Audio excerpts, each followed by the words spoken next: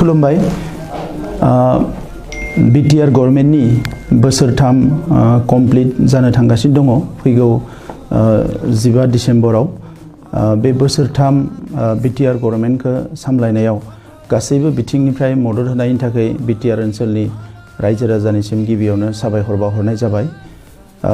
जों बयबो मिथिगौ 2020 मायथाइयाव जि गोजोन गोरोबथा जालांबाय बिनि उनावनो BTR ओनसोलनि थासारिया फारफ्रोमबो बिथिंनिफ्रायनो 100% सोलायबोनो हमदों।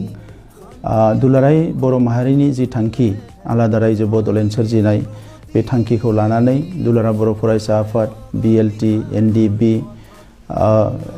बाहेरनिफ्राय सापर्ट होनाय अरायसम बर' थुनलाइ आफाद आरो बर'नि गुबुन गुबुन आफादफोरनि नाजानायजों बर' माहारिया मोनथाम गोरोबथा मोननो हादों। BSC गोरोबथा, BTC गोरोबथा आरो BTR गोरोबथा। बे मोनथाम गोरोबथाखौ मोननायनि बे गोलाव सम सोमावसारनायाव जोंहा रोजा रोजा मुंख्लं जालांदों। आङो गिबियावनो साफ्रोमबो मुंख्लंनिसिम आंनि गोसो गोरबोनि सिबिनाय आरो खुलुमनायखौ बावहरदों।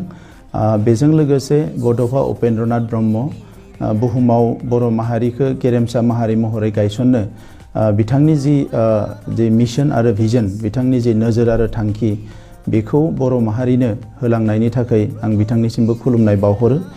मानगोनां रायजो राजा नोंथांमोन, दिनैनि समाव जोङो साबायखर बावनांगोन भारतनि प्राइम मिनिस्टार नरेन्द्र मदि बिथांनो जों साबायखर बावनांगोन भारतनि नखर मन्त्रि अमित शाह बिथांनो आरो लोगोसे आसामनि आथिखालनि chief minister doctor Himanta Biswa Sharma बिथांनो दुलाराय बर' फरायसा आफाद NDB UPPLख बे गासैबो आफादफ्रा ज' जानानै बर' माहारिखौ जौगाहोनो थाखाय, बर' माहारिखौ रैखाथि होनो थाखाय, बर' माहारिनि फारफ्रोमबो बिथिंखौ गोख्रोंसिन खालामनो थाखाय बे गोरोबथाखौ खालामदोंमोन आरो बे हिसाबै दिनै जोङो BTR गभर्नमेन्टआव फैनानै बे बोसोरथामाव BTR गोरोबथानि दफाफोरखौ मावफुंनो थाखाय जोबोद नाजागासिनो दङ आरो बेनिनो फिथाइ महरै जों नुनो मोन्दों जे जोंनि सिमाया लासैनो गहपुरसिम अरनो थांगासिनो दङ।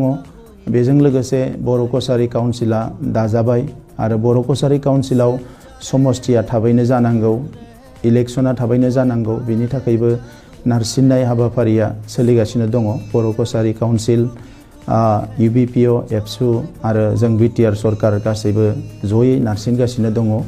आं मिजिंथियो बियो थाबैनो जागोन। सनितपुर आरो बिश्वनाथ जिल्लायाव हानि जेंनाया गोबां गिख्रंथाव महर लानानै दङमोन।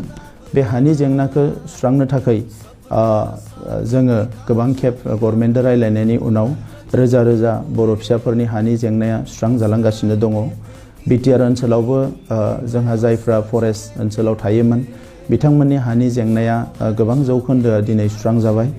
दा बेबायदिनो BTR गोरोबथाखौ खालामखांनायनि उनाव जोंहा जिखिनि मार्टियारफोरनो एक्स ग्रेसिया होनांगौ बिनि हाबाफारियाबो जागायबाय। जोङो खेबनै होखांबाय आरो फैगौ 15 अक्ट'नि गेजेराव जोङो माखासे होनो थाखाय थाम-थिम खालामदों।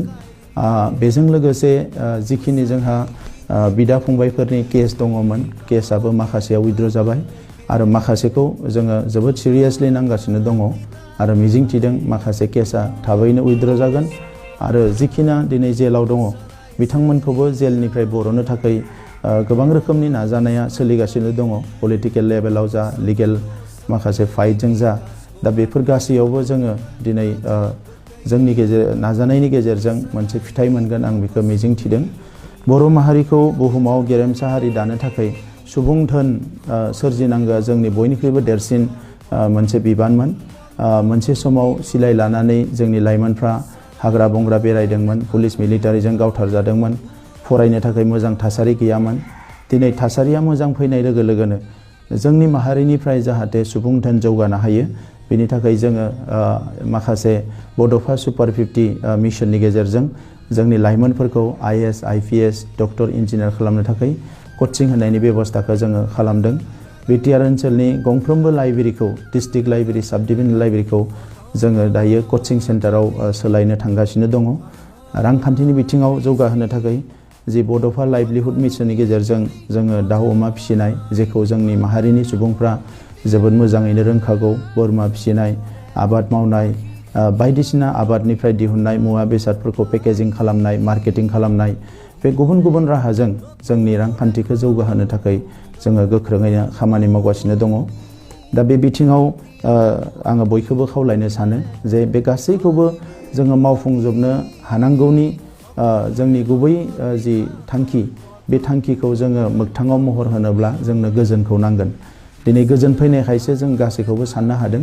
मोनसे समाव गोजोन गैयामोन, जोङो नांगौ बाथ्राफोरखौ साननो हायाखैमोन, नांगौ हाबाफारिफोरखौ जोङो साननो हायाखैमोन आरो गोजोन गैयैखायनो जोंनि फरायसाफ्रा गोसो होनानै फरायनाय, गेलेग्राफ्रा गोसो होनानै गेलेनाय, आबादारिफ्रा मोजाङै गोसो होनानै आबाद मावनाय, समाजखौ दैदेनग्रा समाज सिबियारिफ्रा गोसो होसारनानै समाज सिबिनाय बेबायदि थासारिया जोंनि गेजेराव गैयामोन। दा बेनिखायनो मानगोनां रायजो राजा नोंथांमोन, बे बिटिआर गभर्नमेन्टनि 3 बोसोरारि जि मोनसे जोङो सेलिब्रेसन जोङो अर्गेनाइज खालामदों, बे समाव आङो बयखौबो खावलायदों जे जोङो गोजोनखौ गोजोर खालामनो थाखाय बयबो जानजि खाफ्रानांगो आरो जोंनि समाजाव जाहाथे गेना गोरोन्थिफ्रा जानो हाया। गोदो गोदायनिफ्रायनो जौ जुवा बायदिसिना समाज बेरेखा खामानिजों मोनफ्रोमबो आफादा जुजिबोदों। दा नैबे समाव जों जिहेतु मोजां मोनसे थासारि फैबाय, जोंनि आफादफोरखौबो आङो गोख्रों जानो खावलायदों आरो लोगोसे जायफोर मुवा बेसादफ्रा, जायफोर हाबाफारिफ्रा, जायफोर एक्टिभिटिफ्रा जोंनि समाजखौ गाहाय फारसे लाङो, जोंनि समाजखौ गुबुंले खालामो, बेबायदि मोनफ्रोमबो हाबाफारिनिफ्राय जाहाथे जोंनि माहारिया गोजानाव थानो हायो, बेबायदि बयबो साननो थाखाय मावनो थाखाय आं बयखौबो खावलायदों। आरो बिटिआर गभर्नमेन्टआ नोंथांमोननि गभर्नमेन्ट, जोङो जिखिनिखौ मावगोन हारिनि मोजांनि थाखाय मावगोन, ओनसोलनि मोजांनि थाखाय मावगोन आरो मोनफ्रोमबो साननाय हनायानो हारि आरो ओनसोलखौ लानानैसो जों खालामगोन। दा नंखायनो बे 3 बोसोराव जोङो गोबां खामानिखौ मावफुंबाय आरो फैगौ समफ्रावबो नोंथांमोननि अननायजों, नोंथांमोननि मददजों माहारि आरो ओनसोल जौगानायनि खामानिखौ आरोबाव गोख्रोंसिन मावनो हागोन होननानै आं मिजिंथिबाय। खुलुमबाय।